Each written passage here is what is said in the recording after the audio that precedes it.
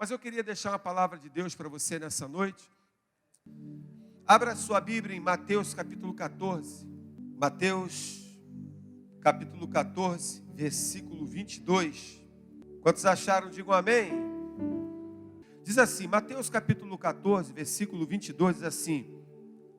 O título é, alguns, não sei se é diferente, mas o meu está, Jesus anda sobre o mar. Diz assim a palavra de Deus. E logo ordenou Jesus que os seus discípulos entrassem no barco e fossem adiante para o outro lado, enquanto despedia a multidão. E despedindo a multidão, subiu ao monte para orar à parte. E chegando já à tarde, estava ali só. E o barco estava lá no meio do mar, açoitado pelas ondas, porque o vento era contrário. Mas à quarta vigília da noite, dirigiu-se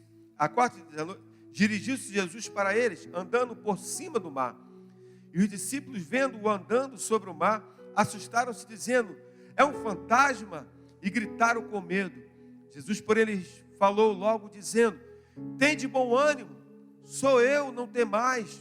Respondeu-lhe Pedro, e disse, Senhor, se és tu, manda-me ir ter contigo por cima das águas. E ele disse, vem. E Pedro, descendo do barco, andou sobre as águas para ir ter com Jesus. Mas sentindo o vento forte, teve medo e começou a ir para o fundo. Clamou, dizendo, Senhor, salva-me.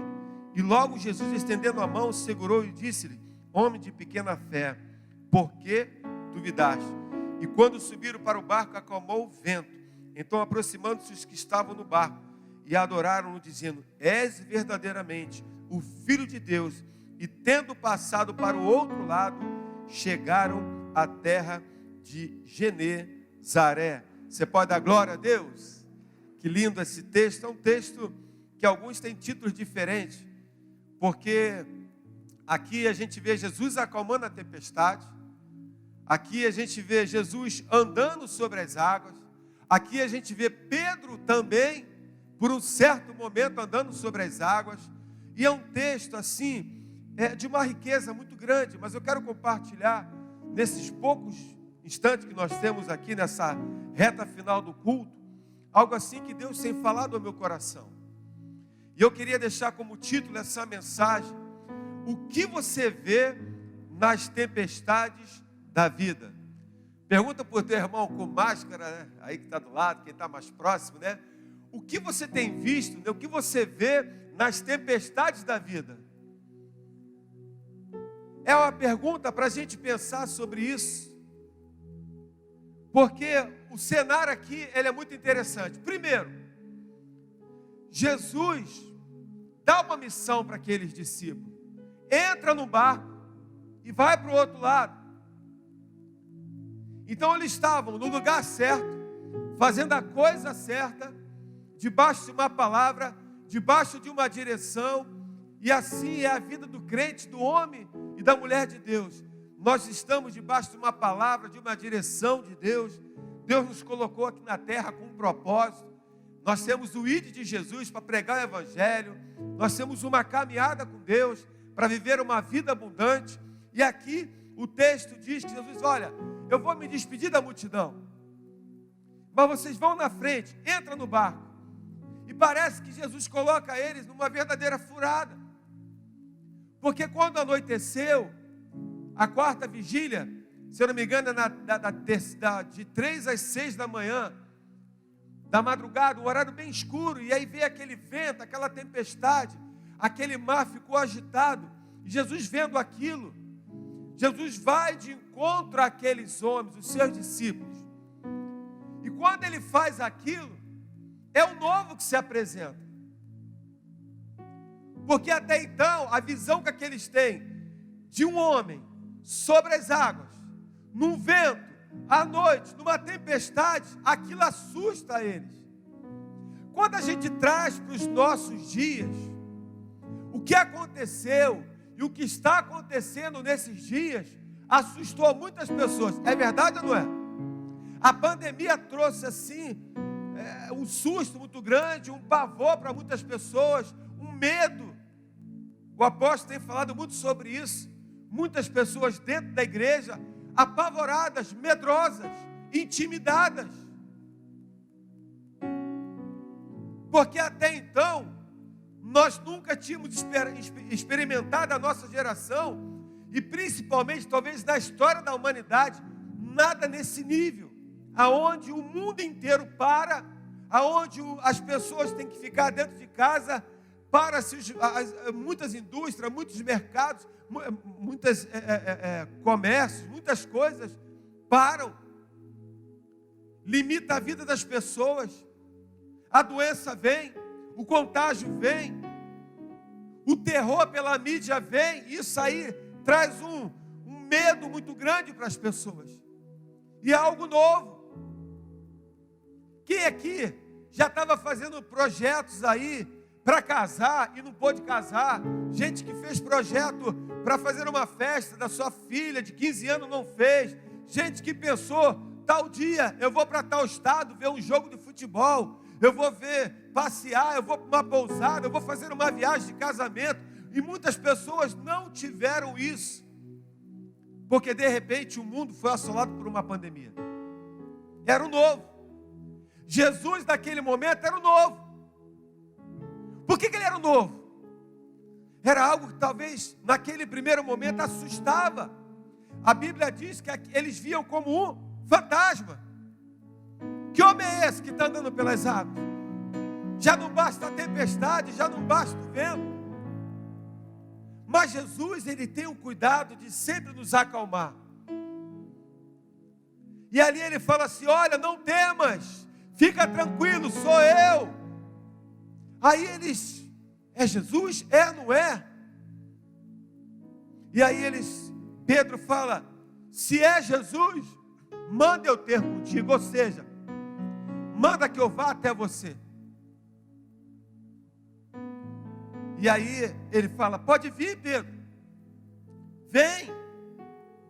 E agora se depara uma outra cena. A primeira cena, Jesus sobre as águas é confundido com o fantasma, com aquilo que assombrava. E de repente, eles começam agora a tirar aquela dúvida através de uma pergunta e de uma iniciativa de Pedro. Se é Jesus, então manda que eu vá até você. Jesus vem e ele desce do barco e pisa por aquelas águas de uma forma sobrenatural. Não tinha prancha. Muitas pessoas gostam de brincar, principalmente os surfistas, né?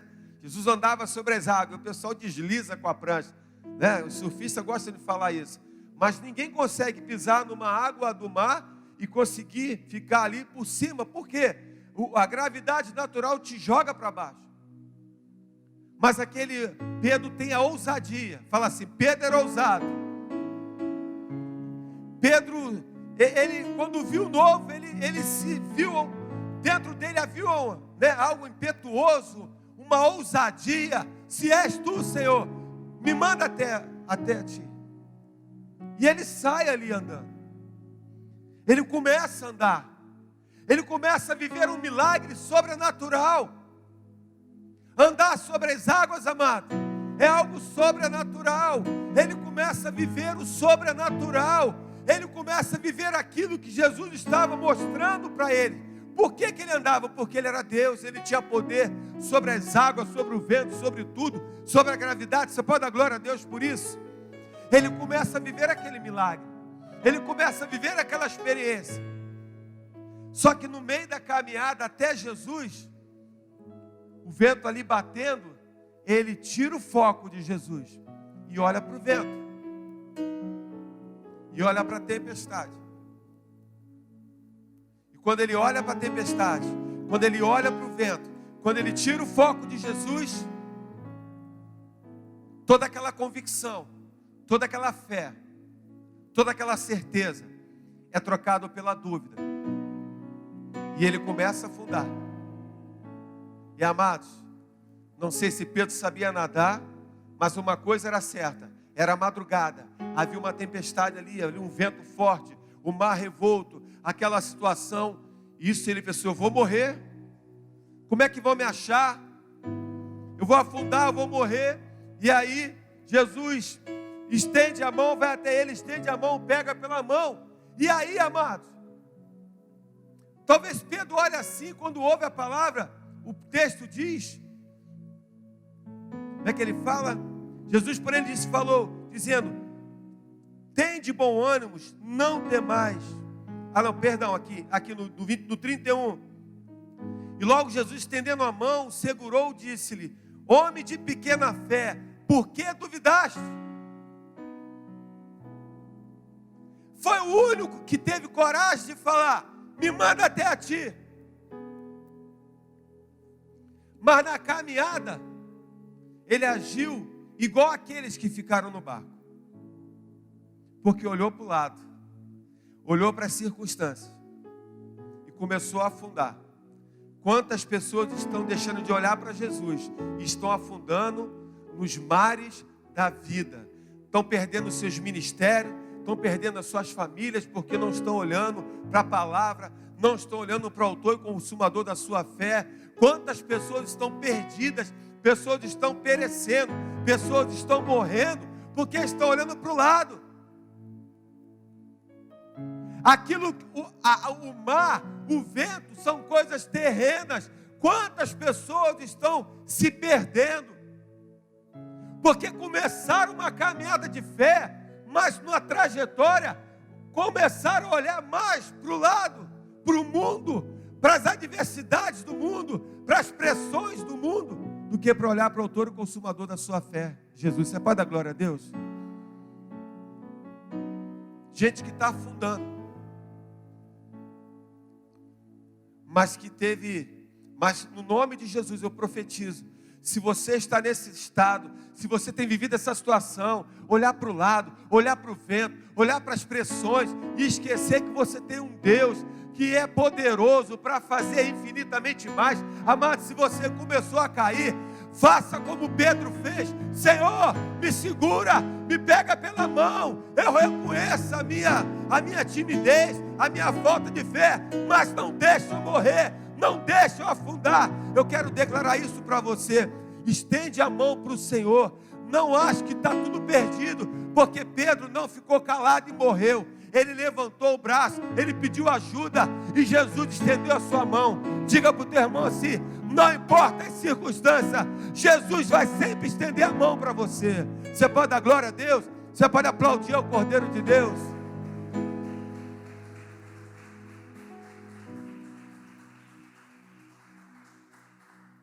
Jesus estava sendo didático. Jesus poderia, de alguma forma, abrandar a tempestade, abrandar o vento, fazer com que aqueles homens chegassem de novo no litoral, onde ele estava, na praia. Mas Jesus queria ser didático. Ele queria mostrar ali também o seu poder. E era uma forma de provar e de ensinar aqueles discípulos. Tanto que o testemunho deles depois é o seguinte: que homem é esse? Que o mar obedece, que anda sobre as águas. Aí eles dão testemunho: ele verdadeiramente é o enviado de Deus, é o Filho de Deus. Era uma forma didática de ensinar ali aqueles seus discípulos, quem estava liderando eles, quem estava discipulando eles, quem estava cobrindo a vida deles naquele momento. Nós servimos a um Deus que anda sobre as águas, que acalma a tempestade. Qual a tempestade que se levantou na sua vida que Jesus não pode acalmar? Porque isso assombrou. Meu Deus, que homem é esse? Que a tempestade está sujeita a ele, que a gravidade está sujeita a ele, que para ele não há limitação. A Bíblia diz que o Senhor criou o céu e a terra. Tudo que tem no mundo é dele, é para ele, é para o seu louvor, para a sua glória. Do Senhor é a terra e a sua plenitude. Ele tem poder sobre todas as coisas. Ele é onisciente, onipotente e onipresente.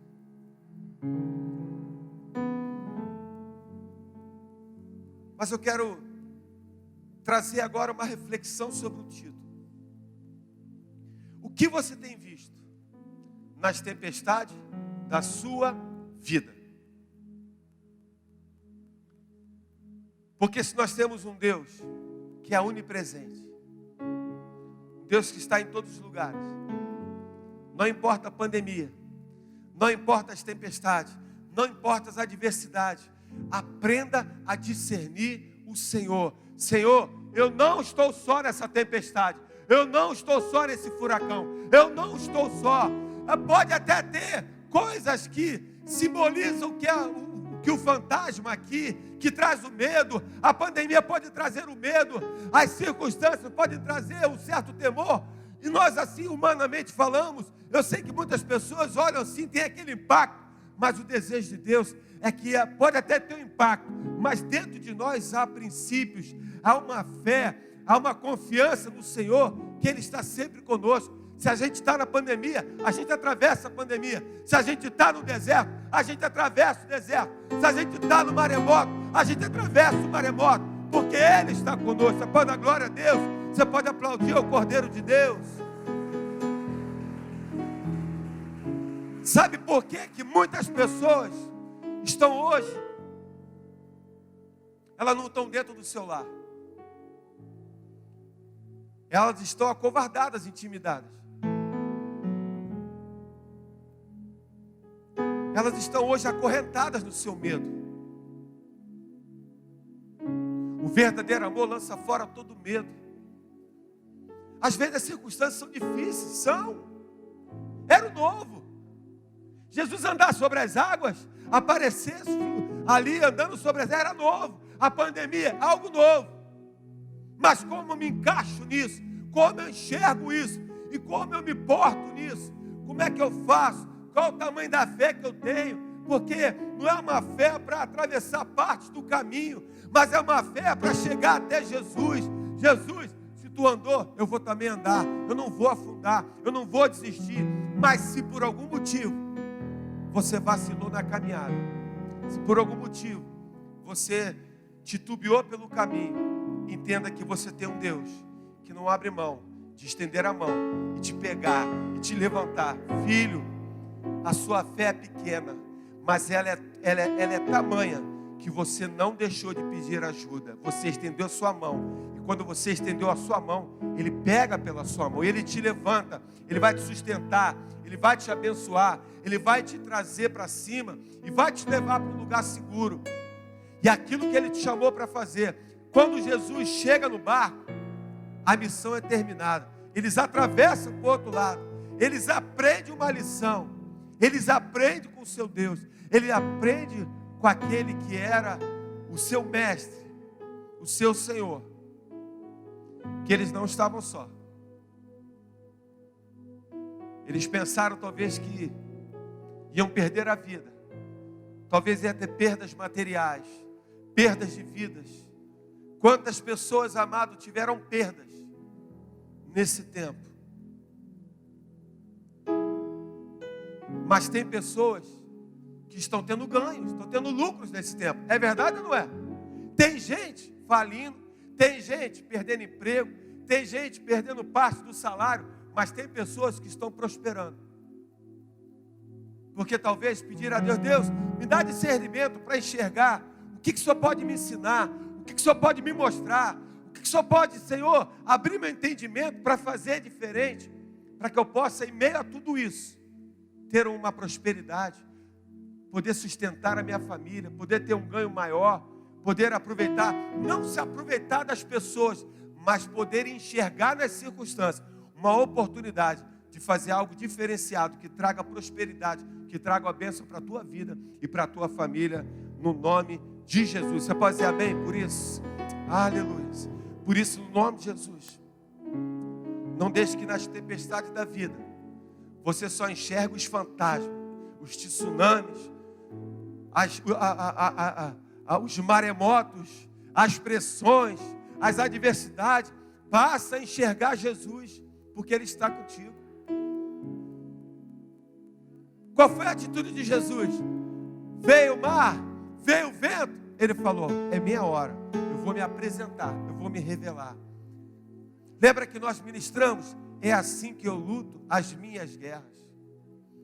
Aí parece que estou cercado. A Bíblia fala lá em 2 Reis, para a gente encerrar. Segunda Reis, capítulo 6, versículo 16.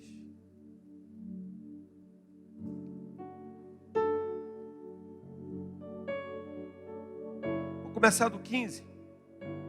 E o servo do homem de Deus se levantou muito cedo e saiu, eis que um exército tinha cercado a cidade com cavalos e carros. Então o seu servo lhe disse: ai, meu senhor, que faremos? Segunda Reis, capítulo 6, a partir do 15.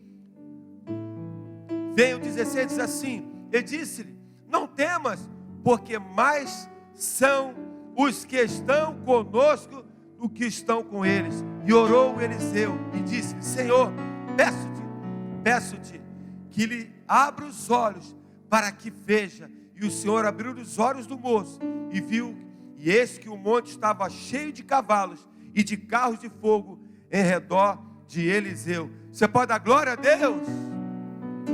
Quem tem visão espiritual consegue discernir na tempestade, nas adversidades, consegue enxergar mais Jesus do que as adversidades. Sabe que não está só. Fala para o teu irmão mais uma vez. Aponta o dedo para ele assim. Fala assim: você não está só. Você não está sozinho.